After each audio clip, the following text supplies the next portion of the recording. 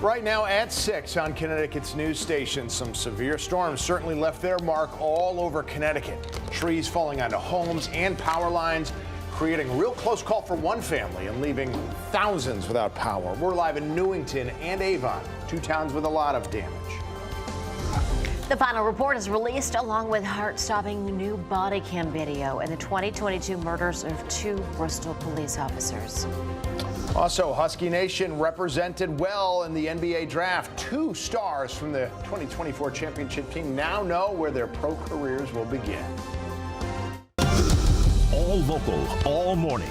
This is Fox 61, Connecticut's news station.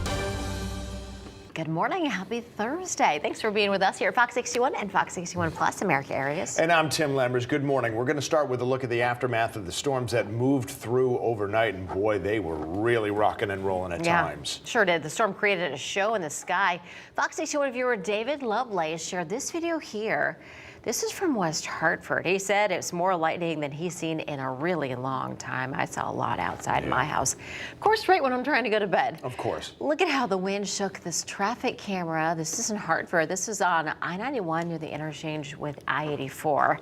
Drivers there, looks like they were taking it slow as the rain was pouring down. And a lot of people still in the dark this morning. EverSource is showing 46,000 outages. Most of them are in Hartford, Avon, and Newington.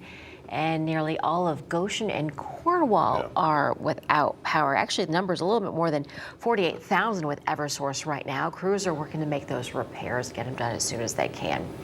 Now in Goshen, Camp Koch Summer Day Camp is canceled today because of no power. So we want to let you know about that. If your kids are heading to camp, you're going to get a day off today. Right.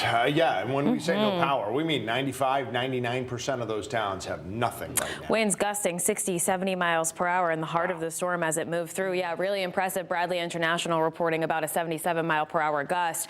So that is what we had. You can see that kind of move through the state over the course of the night and into this morning, where we had some leftover showers putting down a good amount of rainfall. So that lightning strikes, I mean, very vivid, especially as it moved through central and eastern Connecticut. Now the skies have quieted. We are looking at a mostly cloudy sky right now, but improvements are on the way. So kind of the main takeaway here, it's turning nice this afternoon, falling humidity and gradually clearing those clouds out to make way for some partial sunshine later on. Temperature wise, 70 degrees right now, dew points in the mid 60s, winds out of the northwest around 6 miles per hour. Here's what it looks like in Groton at 69 degrees and a 9 mile per hour wind. Most of us 61 to near 70 degrees now. Moving forward, we have those clearing skies, falling humidity, highs only in the upper 70s by noontime, into the low to mid 80s by 2 o'clock or so. It turns out to be a really comfortable evening. We'll talk about any rain chances on the way for this upcoming weekend coming up in just a bit. 6:03, Symphony. Hey, good morning, Rachel. Yesterday's storm causing a lot of issues on the roads this morning. We have several reports of trees down or power lines down in several communities. We're going to list a couple of them off for you this morning if we can bring the maps full. Let's get started out in West Simsbury. Route 309 at Simsbury Road is blocked between Woodchuck Hill Road and Andrew Drive. There's a bit of a backup along that highway this morning. In Granby, Route 202 at Salmon Brook Street is closed between Spring Glen and Floydville Road. And in Putnam, Route 21 is blocked between Hurry Hill Road and Pitkin Road. Out in Hebron, another one here, Route 85 blocked between Slocum Road and Martin Road, and out in Manchester, road blocked between Lakewood Circle and Sunset Drive along Route 83 this morning. Right now, taking a live look over 83 traveling through downtown Hartford this morning as folks get up and at it on this Thursday drive times. We are seeing a bit of a delay along 84 East heading through the Hartford Tunnel, speeds down to 48 miles per hour right now. We've got your next update coming up at 6:30. Symphony, thank you. Well, a tree collapsed right onto a home in Windsor, trapping a 3-year-old in his bedroom. It happened on Robin Road, not far off of I-91, just before 10:30. Now, thankfully, the boy's parents were able to rescue him. Everybody made it out okay, but look at the size of just the ground that was uprooted from that tree. The boy's mother told us a part of the roof that collapsed was also on top of her son. She told us more about what she heard and saw the moment it all happened. We were going to bed and I heard a loud boom, and then I heard glass crash, and then I heard my son crying, so I went into his room and took the ceiling that was on him off of him. Oh, What a cutie. And I mean, he looks like he's no worse for the wear. So Right. hopefully there was no trauma that he has to deal with. Again, physically, he's fine. As for the house, though, not so much. There is significant damage. Fire officials said the family probably won't be able to stay there for some time. Those storms overnight brought trees down on wires, too. So power outages right now, as you said, just under 50,000. Yeah, so we have some team coverage for you here on all the areas that were most impacted. Fox 61's Brooke Griffin is live in Newington this morning. And Lindsay Kane. Yeah, good morning. We are here in Newington. This is just some of the damage that we're seeing. Now, this is part of the reason why the power outages here in this area are so bad. So Hartford, Avon, Newington, those are the biggest of the power outages, a couple thousand here in this area. Now, this is just part of it. So this is going to be a lot of what you're seeing today. This is trees down near power lines.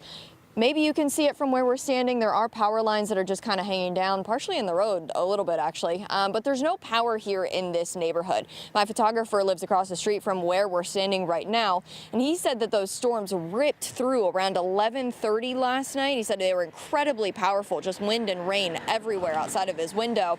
And then that's when the power went out. So the crews were here for about an hour or so, he said, until 12:30, 1 o'clock, trying to get the tree out of the road. It was completely over it. It was blocking it. Now it's not, but those crews had to move on to other things in order to be able to get everything done throughout the night. So there's still no power at this point, but a lot of debris in the road. A lot of people that are having to drive over that debris, trying to get to work this morning. This seems to be a kind of a cut through. It's on Main Street here near Churchill Park, if you're familiar with this area. Keep in mind this morning when you're driving, you need to watch out for the debris in the road. Don't go too fast through here. It could kick up something, maybe hit something if you're going through this area. But again, a lot of debris, a lot of trees down. That seems to be the majority of the storm damage at this point. So just keep that in mind this morning as you're going out to work. You could end up seeing a closed road or two. Live in Newington, Brooke Griffin, Fox 61, Connecticut's news station. All right, Brooke, thanks so much. And this storm hit pretty hard in a lot of other areas of the state, including Avon. Yeah, that's where Fox 61's Lindsay Kane is. She's looking at some of the outages reported there and what was behind them. Lindsay, good morning.